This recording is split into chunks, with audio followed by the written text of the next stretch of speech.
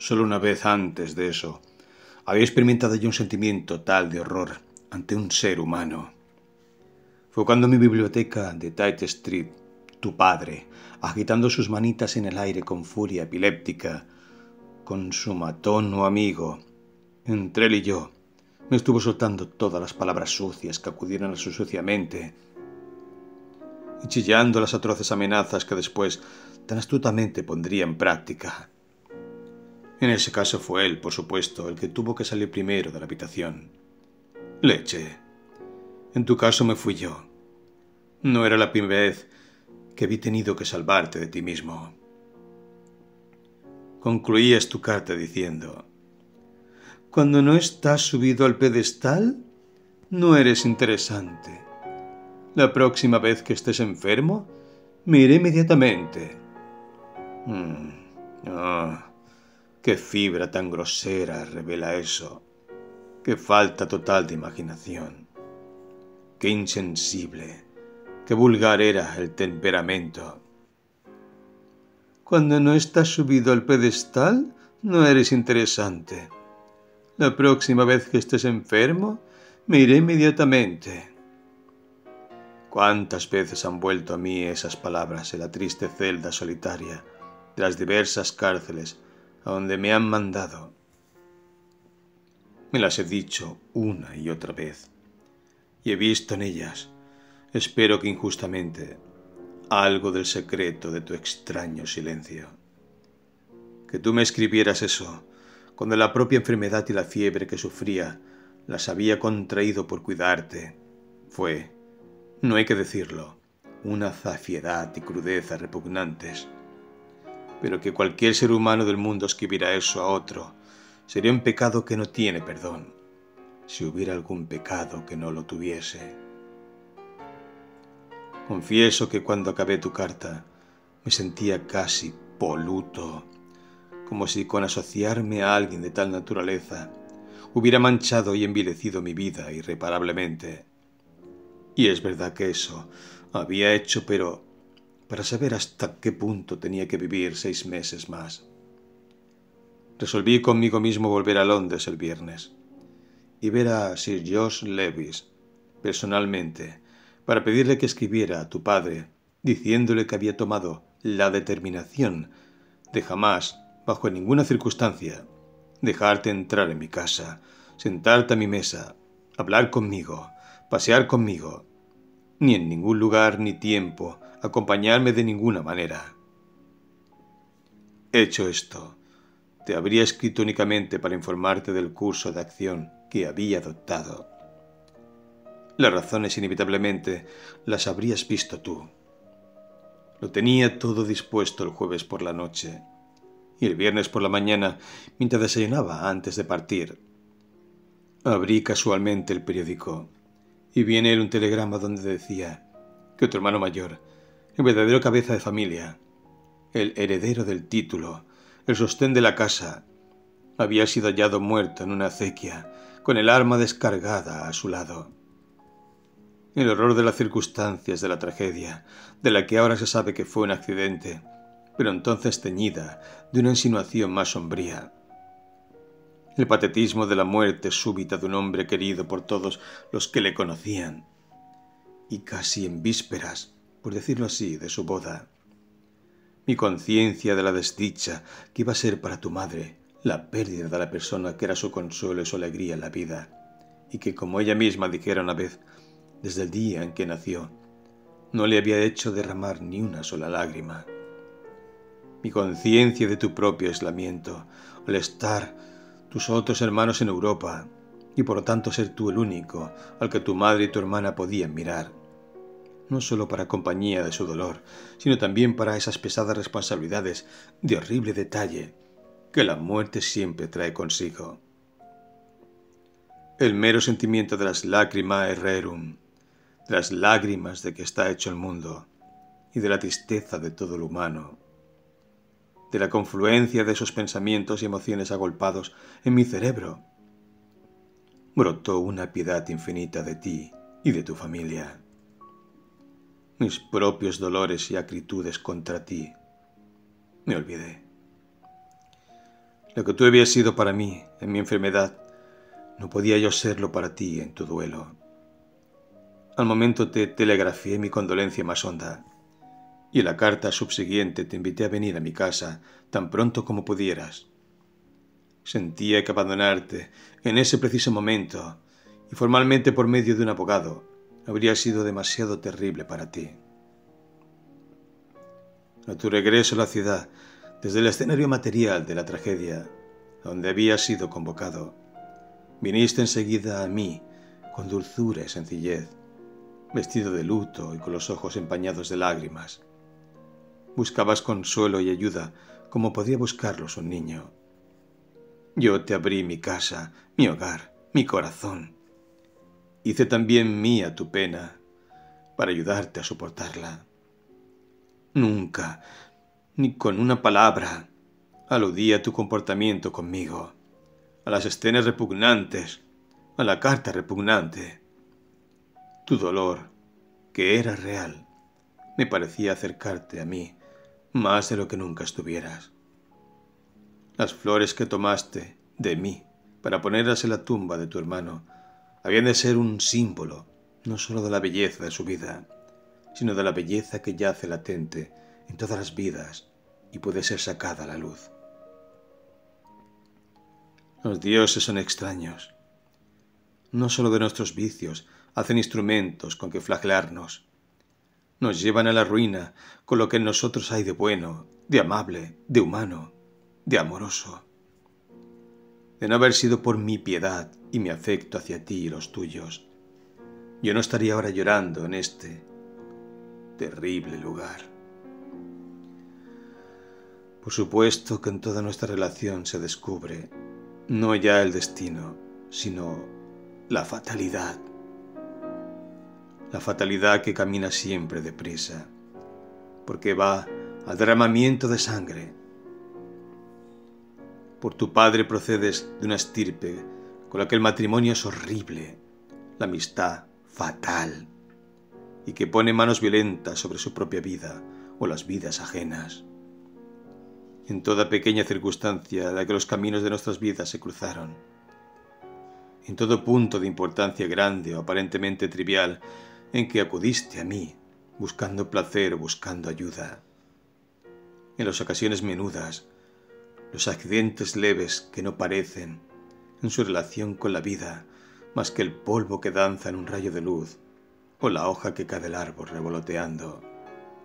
Venía detrás la ruina, como el eco de un grito amargo, o la sombra que caza con el animal de presa. Nuestra amistad realmente comienza cuando me pides, en una carta muy patética y encantadora, que te auxilie en una situación pavorosa para cualquiera, y doblemente para un muchacho de Oxford. Así lo hago.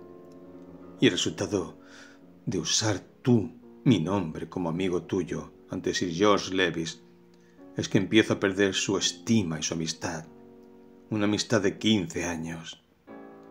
Cuando me vi privado de su consejo, su ayuda y su consideración, me vi privado de lo que era la gran salvaguardia de mi vida.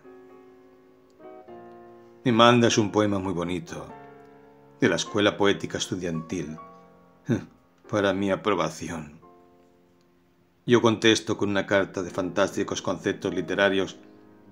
Te comparo con Hilas, o Jacinto, John Keel, o Narciso, o alguien a quien el gran dios de la poesía favoreciera y honrara con su amor.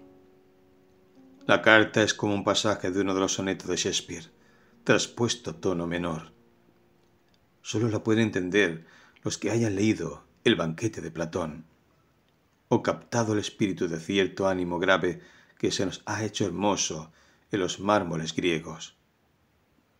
Era, déjame decirlo con franqueza, el tipo de carta que yo habría escrito, en un momento feliz, aunque caprichoso, a cualquier joven gentil de una u otra universidad que me hubiera enviado un poema de su mano, seguro de que tendría el ingenio o cultura suficientes para interpretar a derechas sus fantásticas expresiones. Mira la historia de esa carta. Pasa de ti a las manos de un compañero aborrecible, de él a una panda de chantajistas. Se reparten copias por Londres, a mis amigos y al empresario del teatro donde se está representando mi obra. Se le dan todos los sentidos menos el recto. La sociedad se embelesa con absurdos rumores de que he tenido que pagar una enorme suma de dinero por haberte escrito una carta infamante. Esto sirve de base al peor ataque de tu padre. Yo mismo presento la carta original ante el tribunal para que se vea lo que es en realidad. El abogado de tu padre la denuncia como intento repulsivo e insidioso de corromper a la inocencia. Al cabo, entra a formar parte de una acusación criminal. La corona la recoge. El juez dictamina sobre ella con poca erudición y mucha moralidad. Al final voy por ella a la cárcel.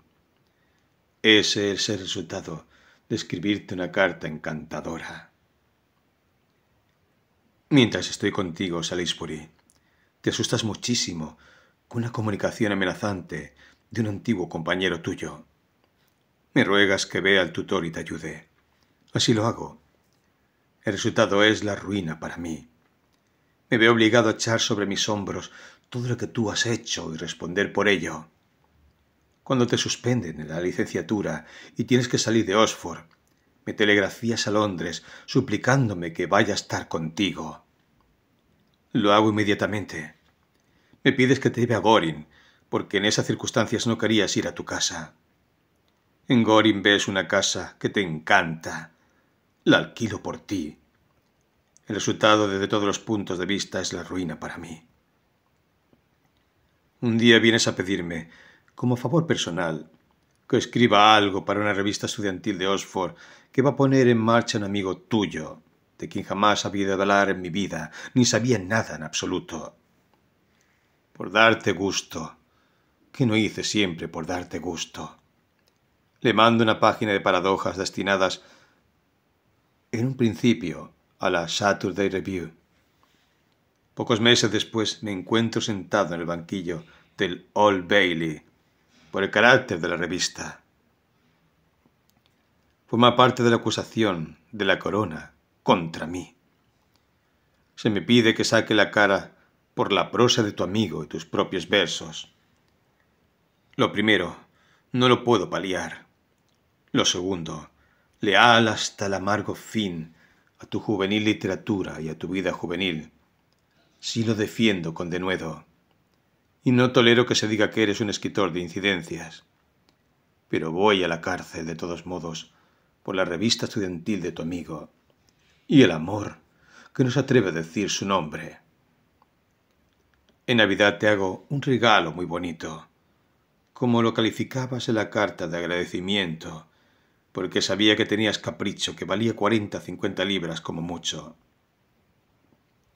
Cuando llega el crack de mi vida y quedo arruinado, el alguacil me embarga mi biblioteca y la pone en venta. Lo hace para pagar el regalo muy bonito. Fue por eso por lo que se sacó a subasta mi casa. En el momento final y terrible en que me veo asediado y espoleado por tu asedio a iniciar una acción contra tu padre y hacerle detener, el clavo ardiendo al que me agarro en mis esfuerzos desesperados por evadirme es el enorme gasto. Le digo al abogado en tu presencia que no tengo fondos, que de ninguna manera puedo correr con las altísimas costas, que no dispongo de ningún dinero. Lo que dije era, como sabes, la pura verdad. En aquel viernes fatal, en vez de estar en el despacho de Humphreys, consintiendo débilmente en mi propia ruina, yo habría estado libre y feliz en Francia, lejos de ti y de tu padre, ignorante de su aborrecible tarjeta, indiferente a tus cartas, si hubiera podido salir del Avondale Hotel. Pero la gente del hotel se negó en rotundo a dejarme marchar. Tú te habías alojado conmigo durante 10 días. Habías acabado, para mi gran, y lo reconocerás, legítima indignación, por traerte a un compañero tuyo a alojarse conmigo también. Mi factura por los 10 días sumaba casi 140 libras. El propietario dijo que no podía permitir que se sacase mi equipaje del hotel mientras no hubiera pagado la totalidad de la cuenta. Eso fue lo que me retuvo en Londres. De no ser por la cuenta del hotel, me habría ido a París el jueves por la mañana. Cuando le dije al abogado que no tiene dinero para hacer frente al gigantesco gasto, inmediatamente interveniste. Dijiste que tu familia pagaría de 1000 amores todo lo que hiciera falta, que tu padre había sido un íncubo para todos ellos, que a menudo habían comentado la posibilidad de meterle en un manicomio para no tenerle por medio, que era una fuente diaria de molestias y disgustos para tu madre y para todos, que con que yo diera un paso adelante para que le encerraran, la familia me tendría por su adalid y su benefactor, y que los propios parientes ricos de tu madre tendrían verdadero placer en sufragar todas las costas y gastos que el esfuerzo pudiera requerir. El abogado tiró para adelante, y deprisa corriendo se me llevó al juzgado de guardia. No me quedaba ninguna excusa para no ir. Se me obligó. Ni qué decir tiene que tu familia no paga las costas, y que, cuando se me deja en la bancarrota, es por obra de tu padre y por las costas. Su miserable monto, unas 700 libras. En el momento presente, mi mujer, enemistada conmigo por la importante cuestión de si debo contar con 3 libras o 3 libras y 10 chelines a la semana para vivir, está preparando los trámites de un divorcio, para el cual, por supuesto, serán necesarias pruebas totalmente nuevas y un proceso totalmente nuevo, quizás seguido de acciones más serias. Yo, naturalmente, no sé nada de los detalles. Lo único que sé es el nombre del testigo en cuya declaración se apoyan los abogados de mi mujer.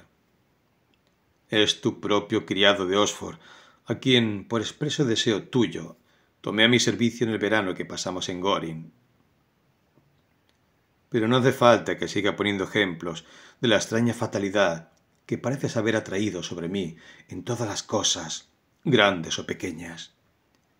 Me hace sentir a veces como si tú mismo no hubieras sido más que una marioneta movida por una mano secreta e invisible para llevar sucesos terribles a un terrible desenlace. Pero también las marionetas tienen pasiones.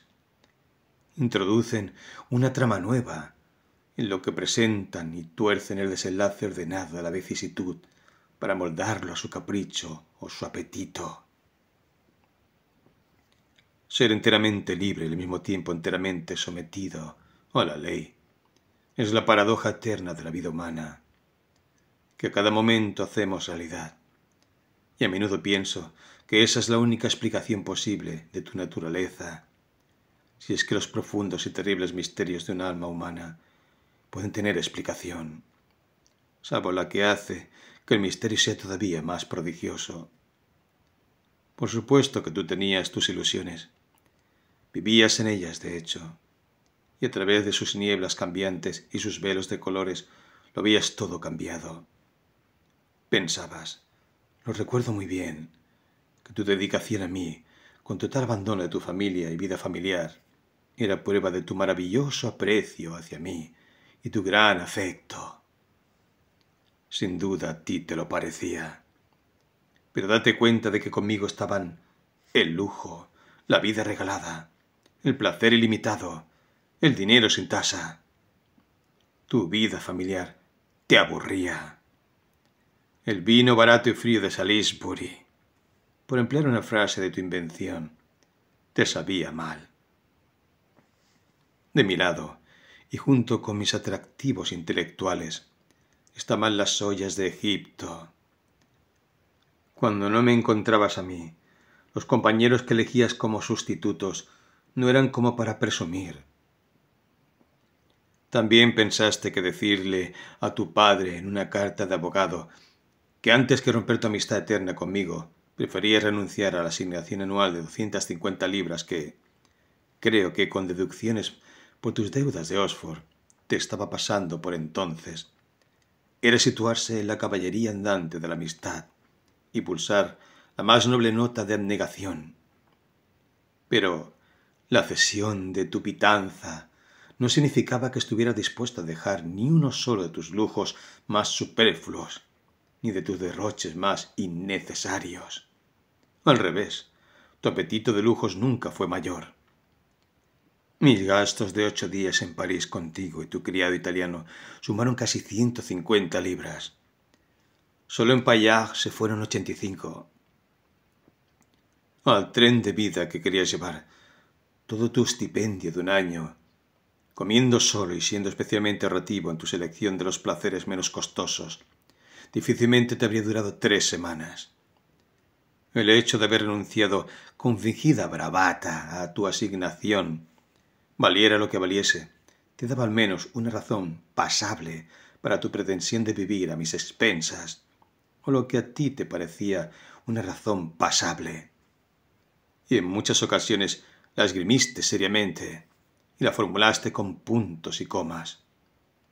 Y el abuso continuo, principalmente, claro está, de mí, pero sé que también hasta cierto punto de tu madre, nunca fue tan penoso, porque al menos en mi caso nunca fue absolutamente desprovisto de la menor palabra de gratitud ni sentido de la medida. Pensaste también que al atacar a tu propio padre con cartas horribles, telegramas ofensivos y postales insultantes, estabas realmente librando batallas por tu madre, sosteniendo su causa y vengando las ofensas y sufrimientos sin duda terribles de su vida matrimonial. Fue una total equivocación por tu parte, y una de las peores. La manera de vengar las ofensas de tu padre a tu madre, si lo considerabas parte de tus deberes de hijo, hubiera sido ser, para tu madre, mejor hijo de lo que eras. No hacer que le diera miedo hablar contigo de cosas serias. No firmar facturas para que ella las pagase. Ser más suave con ella y no causarle penas. Tu hermano Francis le dio grandes compensaciones por lo que había sufrido, con su dulzura y bondad hacia ella en los breves años de su vida delicada. Tú deberías haberle tomado por modelo. Te equivocaste incluso al imaginar que para tu madre habría sido una delicia y una dicha absoluta que a través de mí hubieras conseguido llevar a tu padre a la cárcel. Estoy seguro de que te equivocabas. Y si quieres saber qué es lo que verdaderamente siente una mujer que tiene a su marido, al padre de sus hijos, vestido de presidiario y en una celda de presidio, escribe a mi mujer y pregúntaselo. Ella te lo dirá. También yo tenía mis ilusiones. Pensaba que la vida iba a ser una comedia brillante, y tú, una de sus muchas figuras airosas. Descubrí que era una tragedia repugnante y repelente, y que la siniestra ocasión de la gran catástrofe, sinistra por lo concentrado de su objetivo y la intensidad de una fuerza de voluntad encogida, eras precisamente tú, despojado de aquella máscara de alegría y placer con la que lo mismo tú que yo nos habríamos dejado engañar y extraviar. Ahora podrás entender, ¿no es cierto?, un poco de lo que estoy sufriendo. No sé qué periódico, creo que la Pall Mall Gazette, hablando del ensayo general de una de mis obras, decía que me seguías a todas partes como mi sombra. El recuerdo de nuestra amistad es la sombra que va conmigo aquí, que parece no dejarme nunca, que me despierta por las noches para contarme una y otra vez la misma historia, hasta que su reiteración cansina ahuyenta el sueño hasta el alba. Al alba vuelve a empezar, me sigue al patio de la cárcel y me hace hablar solo mientras hago la ronda. Me veo obligado a recordar cada detalle que acompañó a cada momento horrible.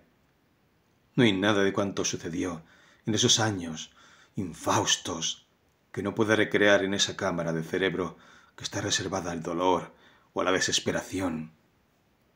Hasta la última nota forzada de tu voz, hasta el último temblor y gesto de tus manos nerviosas, hasta la última palabra amarga, hasta la última frase venenosa, vuelve a mí.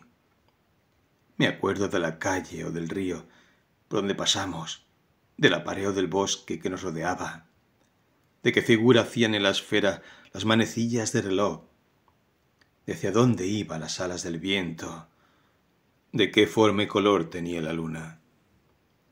Ay, lo sé, una única respuesta a todo lo que te he dicho, y es que me querías. Que a lo largo de esos 2 años y medio en que los hados estuvieron tejiendo un único dibujo escarlata con los hilos de nuestras vidas divididas, realmente me quisiste. Sí, sé que así fue. No importa cómo te portases conmigo, siempre sentí que en el fondo me querías de verdad, aunque veía con toda claridad que mi posición en el mundo del arte, el interés de mi personalidad, siempre había suscitado mi dinero, el lujo en que vivía, las mil y unas cosas que componían una vida tan encantadora y prodigiosamente inverosímil como era la mía, que todas y cada una de esas cosas eran elementos que te fascinaban y te hacían aferrarte a mí. Aún así, aparte de todo eso, había algo más para ti, una extraña atracción. Me querías mucho más que a nadie, pero tú, como yo, has tenido una terrible tragedia en tu vida, aunque de signo totalmente contrario a la mía. ¿Quieres saber qué fue? Fue esto. En ti, el odio siempre fue más fuerte que el amor. Tu odio hacia tu padre era de tal magnitud que superaba, anulaba, eclipsaba totalmente tu amor hacia mí. No hubo lucha alguna entre ellos, o si la hubo fue poca. De tales dimensiones era tu odio, y tan monstruoso. Tú no te dabas cuenta de que no hay sitio para las dos pasiones en una misma alma. No pueden vivir juntas en esa hermosa mansión. El amor se alimenta de la imaginación, que nos hace más sabios que lo que sabemos, mejores que lo que sentimos, más nobles que lo que somos, que nos capacita para ver la vida como un todo, que es lo único que nos permite comprender a los demás en sus relaciones así reales como ideales. Solo lo bello y bellamente concebido alimenta el amor, pero el odio se nutre de cualquier cosa. No hubo copa de champán que bebieras, no hubo plato exquisito que comieras en todos esos años que no alimentara tu odio y lo cebara. Para satisfacerlo jugaste con mi vida, lo mismo que jugabas con mi dinero, al desgaire, sin freno, indiferente a las consecuencias. Si perdías, pensabas que las pérdidas no serían tuyas. Si ganabas, sabías que tuyos serían el júbilo y las ventajas de la victoria. El odio ciega. Tú no te das cuenta de eso. El amor alcanza a leer lo escrito en la estrella más remota, pero el odio te cegó de tal modo que no veías más allá del jardín angosto, tapiado y ya marchito de tus deseos vulgares. Tu terrible falta de imaginación, el único defecto realmente fatídico de tu carácter, era enteramente resultado del odio que vivía en ti. Sutilmente, en silencio y en secreto, el odio iba royendo tu naturaleza, como muerde el lique en la raíz de una planta ajada, hasta que llegaste a no ver otra cosa que los intereses más ruines y los objetivos más mezquinos. Esa facultad que el amor habría alentado en ti, el odio la envenenó y paralizó. Cuando tu padre empezó a atacarme, fue como amigo tuyo particular, y en una carta particular dirigida a ti. Tan pronto como leí esa carta, con sus amenazas obscenas y sus violencias groseras, vi de inmediato que un peligro terrible se cernía en el horizonte de mis agitados días. Te dije que no quería ser la cabeza de turco entre vosotros dos, con vuestro odio inveterado, que yo en Londres era naturalmente una presa mucho mayor para él que un ministro de Asuntos Exteriores en Hamburg, que sería injusto conmigo colocarme, aunque solo fuera por un instante, en semejante posición, y que tenía mejores cosas que hacer en la vida que aguantar escenas con un hombre borracho, de clase y medio idiota como él. No hubo manera de hacértelo ver. El odio te cegaba.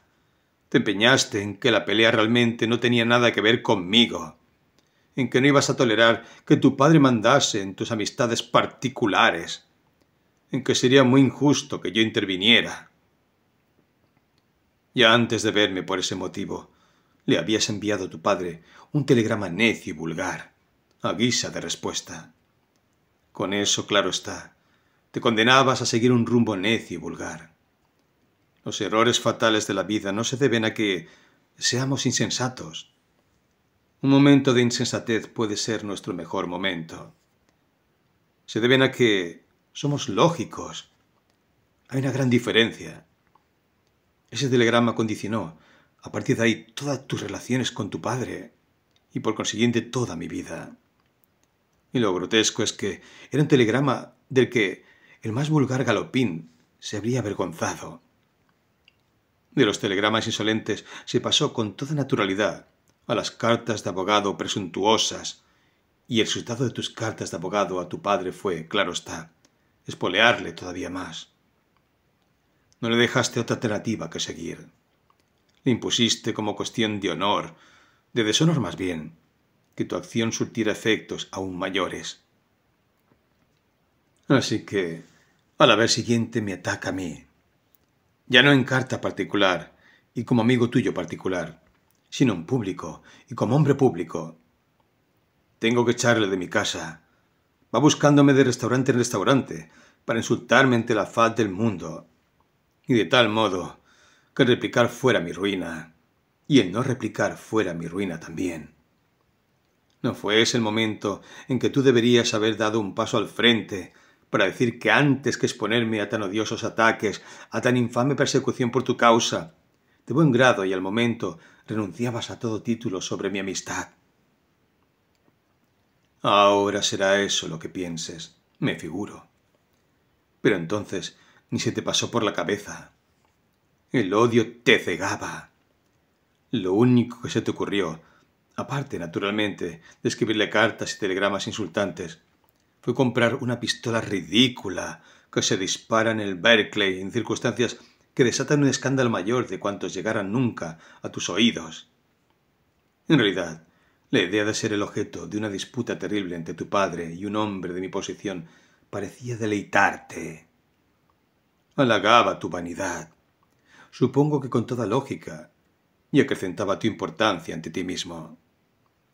Que tu padre se hubiera llevado tu cuerpo, que a mí no me interesaba, y me hubiera dejado tu alma, que no le interesaba a él, habría sido para ti una solución lamentable de litigio. Olfateaste la ocasión de un escándalo público y corriste a ella.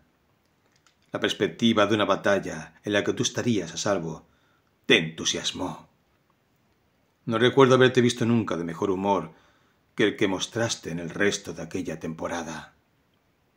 Tu única decepción pareció ser que al final no pasó nada y que entre nosotros no hubo más encuentro ni alboroto.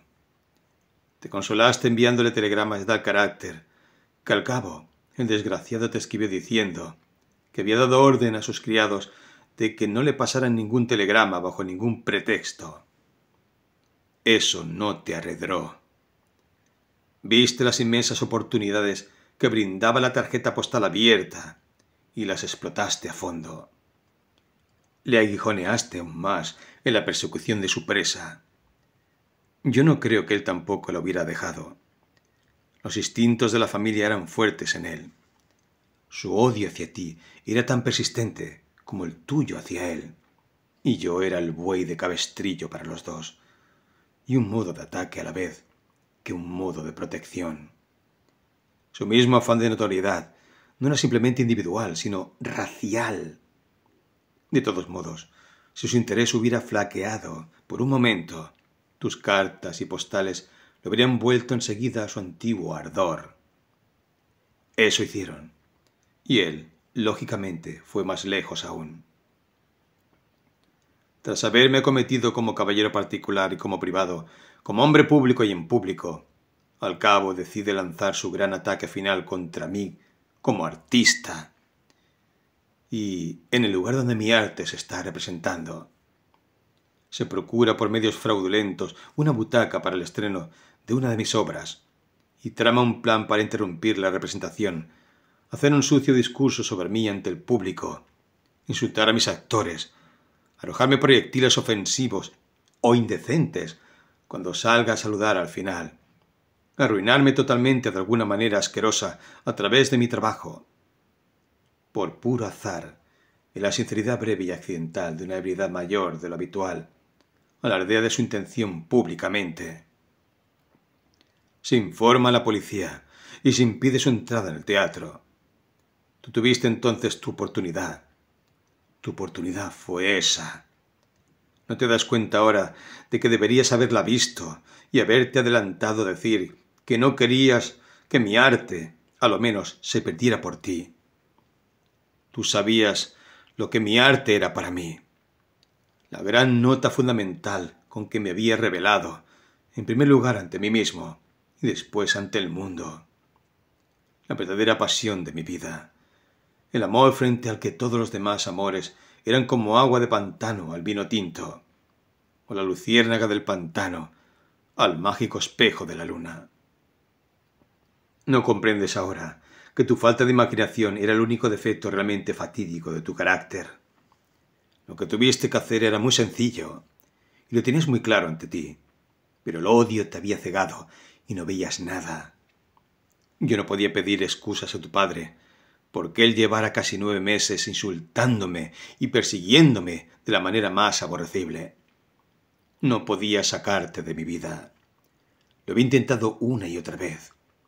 Había llegado incluso a dejar Inglaterra y marcharme al extranjero con la esperanza de escapar de ti. Nada había servido de nada. Tú eras la única persona que podía hacer algo. La clave de la situación estaba enteramente en ti. Fue la gran oportunidad que tuviste de darme alguna pequeña compensación por todo el amor, el afecto, la bondad, la generosidad y los desvelos que yo te había mostrado. Si me hubieras apreciado en la 10ª parte de mi valor como artista, lo habrías hecho. Pero el odio te cegaba. La facultad, que es lo único que nos permite comprender a los demás en sus relaciones, así reales como ideales, estaba muerta en ti. No pensabas más que en la manera de llevar a tu padre a la cárcel. Verle en el banquillo, como solías decir. Esa era tu única idea. Esa frase vino a ser uno de los muchos estribillos de tu conversación diaria. Se la oía en todas las comidas. Bien, pues viste satisfecho tu deseo. El odio te concedió todo lo que querías. Fue un señor indulgente contigo. Lo es, en efecto, con todos los que le sirven. 2 días te sentaste en un asiento elevado con los guardias y te regalaste los ojos con el espectáculo de tu padre en el banquillo del Tribunal Central de lo Criminal. Y el 3er día, yo ocupé su lugar. ¿Qué había pasado? Que en el espantoso juego de odio que os traíais, los dos habéis echado mi alma a los dados, y casualmente habías perdido tú. Nada más. Ya ves que tengo que escribir tu vida para ti, y tú tienes que comprenderla. Hace ahora más de 4 años que nos conocemos. La mitad de ese tiempo hemos estado juntos. La otra mitad yo he tenido que pasarla en la cárcel como resultado de nuestra amistad. ¿Dónde recibirás esta carta, si es que te llega? No lo sé. Roma, Nápoles, París, Venecia. ¿Alguna hermosa ciudad sobre mar o ribera? No lo dudo. Te acoge. Estás rodeado, si no de todo el lujo inútil que tuviste conmigo, por lo menos de todo lo que es placentero a la vista, al oído y al gusto. La vida es muy bella para ti. Y sin embargo, si eres sabio y quieres encontrar la vida aún mucho más bella y de otra manera, dejarás que la lectura de esta carta terrible, porque sé que eso signifique una crisis y un punto de inflexión tan importante para tu vida, como escribirla lo es para mí. Tu cara pálida solía sonrojarse fácilmente con el vino o el placer. Si, mientras lees lo que aquí está escrito, de tanto en tanto te arde de vergüenza, como al calor de un horno, tanto mejor será para ti. El vicio supremo es la superficialidad. Todo lo que se comprende está bien. Ya ha llegado a la prisión preventiva, ¿verdad? Tras pasar una noche en la comisaría, me mandan allí en un coche celular. Tú estuviste de lo más atento y amable. Casi todas las tardes, si no todas las tardes, hasta que te fuiste al extranjero. Te tomaste la molestia de ir a Holloway a verme. También escribías unas cartas muy dulces y cariñosas. Pero que no era tu padre sino tú quien me había metido en la cárcel. Que desde el principio hasta el final tú eras el responsable. Que si estaba allí era a causa de ti. Por ti y por obra tuya. Eso no lo pensaste ni por un momento. Ni siquiera el espectáculo de verme tras los barrotes de una jaula de madera pudo espabilar esa naturaleza sin imaginación. Tenías la conmiseración y el sentimentalismo del espectador de un drama más bien patético. Que tú fueras el autor de la abominable tragedia ni se te ocurrió. Yo vi que no te dabas cuenta de nada de lo que habías hecho. No quise ser yo el que te dijera lo que tu propio corazón debería haberte dicho, lo que en verdad te habría dicho si no hubieras dejado que el odio lo endureciera y lo insensibilizara. Todo le tiene a uno que venir de su propia naturaleza. De nada vale decirle a nadie algo que no siente y no puede entender. Si ahora te escribo como lo hago, es porque tu propio silencio y comportamiento durante mi larga prisión lo han hecho necesario. Además, de tal modo salieron las cosas que el golpe solo me alcanzó a mí. Eso me agradó. Por muchas razones aceptaba sufrir, aunque siempre hubiera a mis ojos, cuando te miraba, algo no poco despreciable en tu completa y testaruda ceguera. Recuerdo que me enseñaste, rebosante de orgullo, una carta sobre mí que habéis publicado en uno de los periódicos populacheros. Era un escrito muy prudente, moderado, vulgar incluso. Apelabas al sentido inglés de la equidad, o algo así de horrendo, en favor de un hombre caído. Era el tipo de carta que podrías haber escrito si se hubiera presentado una acusación dolorosa contra alguna persona respetable a la que personalmente no conocieras de nada. Pero a ti te parecía una carta maravillosa. La veías como una demostración de caballerosidad casi quijotesca. Estoy enterado de que escribiste otras cartas a otros periódicos que no las publicaron, pero eran únicamente para decir que odiabas a tu padre. A nadie le importaba que lo odiaras o no. El odio, aún tienes que aprenderlo, es, intelectualmente considerado, la negación eterna. Considerado desde el punto de vista de las emociones, es una forma de atrofia y mata todo lo que no sea él mismo. Escribir a los periódicos para decir que uno odia a otra persona es como si uno escribiera a los periódicos para decir que tiene una enfermedad secreta y vergonzosa. El hecho de que el hombre al que odiabas fuera tu propio padre y que ese sentimiento fuera plenamente correspondido no hacía tu odio noble ni hermoso en modo alguno. Si algo demostraba, era sencillamente que se trataba de una enfermedad hereditaria. Recuerdo también cuando se embargó mi casa y se pusieron en venta mis libros y mis muebles, y la quiebra era inminente, que lógicamente te escribí diciéndotelo. No hice mención de que era para pagar unos regalos que te había hecho para los que los alguaciles habían entrado en la casa donde tantas veces cenaste. Pensé, con razón o sin ella, que esa noticia podría herirte un poco. Me limité a contarte los hechos escuetos. Creí oportuno que los conocieras. Me respondiste desde Boulogne en tonos casi de exultación lírica. Decías que sabías que tu padre estaba muy alcanzado de dinero y había tenido que pedir 1.500 libras para los gastos del proceso y que mi quiebra era realmente un triunfo espléndido sobre él, porque así no podría sacarme nada de las costas. ¿Te das cuenta ahora de lo que es que el odio ciegue a una persona? ¿Reconoces ahora que al describirlo como una atrofia destructora de todo lo que no sea él mismo, estaba describiendo científicamente un hecho psicológico real? Que todas mis cosas bonitas hubieran de venderse. Mis dibujos de Barney Jones, mis dibujos de Whistler, mi Monticelli, mi Simeón Solomons, mis porcelanas, mi biblioteca con su colección de volúmenes dedicados de casi todos los poetas de mi tiempo, de Hugo a Whitman, de Swinburne a Mallarmé, de Morris a Verlaine, con sus ediciones bellamente encuadernadas de las obras de mi padre y de mi madre, su maravilloso despliegue de premios de la universidad y del colegio, sus ediciones de luxe y demás cosas. Todo eso era para ti. No era absolutamente nada. Decías que era un fastidio, nada más. Lo que realmente veías en ello era la posibilidad de que tu padre pudiera acabar perdiendo unos pocos centenares de libras, y esa consideración ruin te colmó de estática dicha.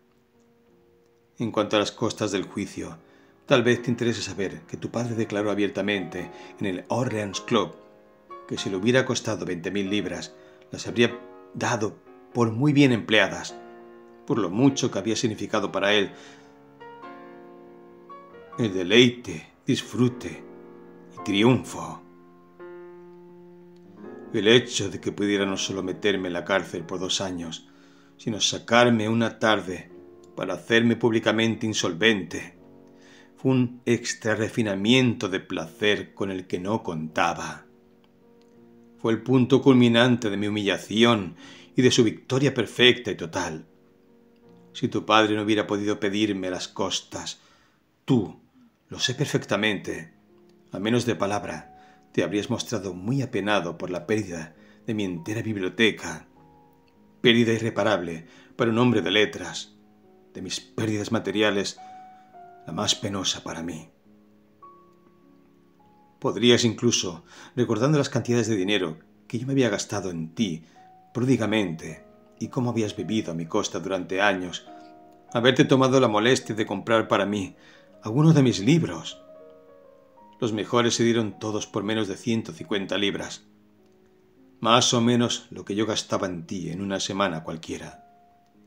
Pero el mezquino y vil placer de pensar que a tu padre le fuera a faltar unos peniques del bolsillo te hizo olvidarte de lo que habría podido ser una pequeña compensación, tan leve, tan fácil, tan barata, tan obvia y para mí tan infinitamente valiosa, si lo hubieras hecho.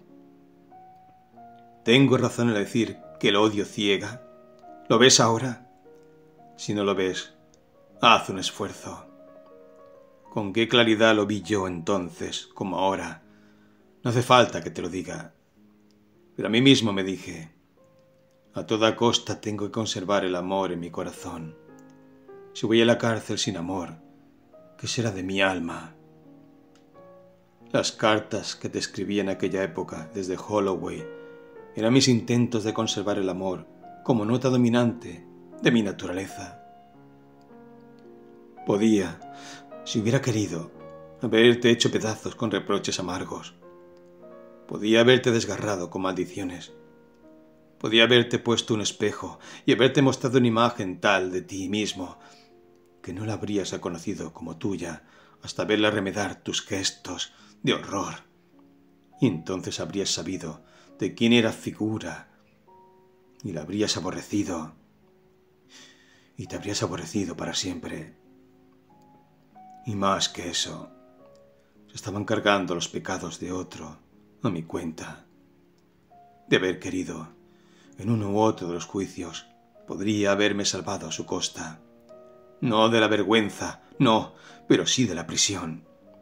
Si me hubiera molestado mostrar que los testigos de la corona, los 3 más importantes, habían sido cuidadosamente preparados por tu padre y sus abogados, no solo en sus reticencias, sino en sus afirmaciones, para la absoluta transferencia deliberada, planeada y ensayada de las acciones y andanzas de otros sobre mí. Podría haberles hecho recusar por el juez uno a uno, más sumariamente incluso que lo fue el pobre y perjuro Atkins. Podría haber salido del juzgado riéndome del mundo, libre, con las manos en los bolsillos. Se me sometió a la mayor presión para que lo hiciera. Me aconsejaron, me rogaron, me instaron encarecidamente a hacerlo personas cuyo único interés era mi bienestar y el bienestar de mi casa. Pero me negué, no quise. No he lamentado mi decisión ni un solo instante, ni los momentos más amargos de mi encarcelamiento. Ese comportamiento habría estado por debajo de mí. Los pecados de la carne no son nada. Son enfermedades para que las cure un médico, si es que hay que curarlas. Solo los pecados del alma son vergonzosos. Haber conseguido mi absolución por esos medios habría sido una tortura para toda mi vida. Pero, ¿tú crees realmente que eras digno del amor que yo entonces te mostraba, o que yo ni por un instante pensé que lo fueras?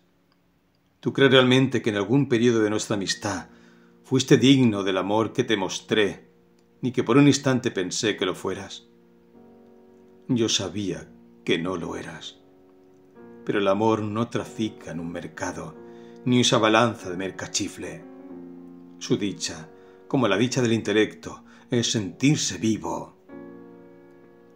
El objetivo del amor es amar, ni más ni menos. Tú eras mi enemigo, un enemigo como no ha tenido ningún hombre. Yo te había dado mi vida, y para satisfacer las más bajas y despreciables de todas las pasiones humanas, el odio, la vanidad y la codicia, tú la habías tirado. En menos de 3 años me habías arruinado completamente, desde todos los puntos de vista. Por mi propio bien, lo único que podía hacer era amarte. Si me permitía odiarte, en el seco desierto de la existencia que tenía que cruzar, y que aún estoy cruzando, no habría peña que no perdiera su sombra, ni palmera que no se secara, ni pozo o agua que no viniera envenenada. ¿Empiezas ahora a comprender un poco? Va despertando tu imaginación del prolongado letargo en que ha estado sumida. ¿Sabes ya lo que es el odio? Empiezas a barruntar lo que es el amor y cómo es el amor. No es demasiado tarde para que lo aprendas, aunque para enseñártelo haya tenido yo que ir a una celda de presidio. Tras mi terrible sentencia, cuando me vestí de presidiario y la puerta de la cárcel se cerró, me quedé así, entre las ruinas de mi vida maravillosa, aplastado por la angustia, desatinado por el terror, aturdido por el sufrimiento. Pero no quise odiarte. Todos los días me decía: hoy tengo que conservar el amor en mi corazón, porque si no, ¿cómo soportaré el día?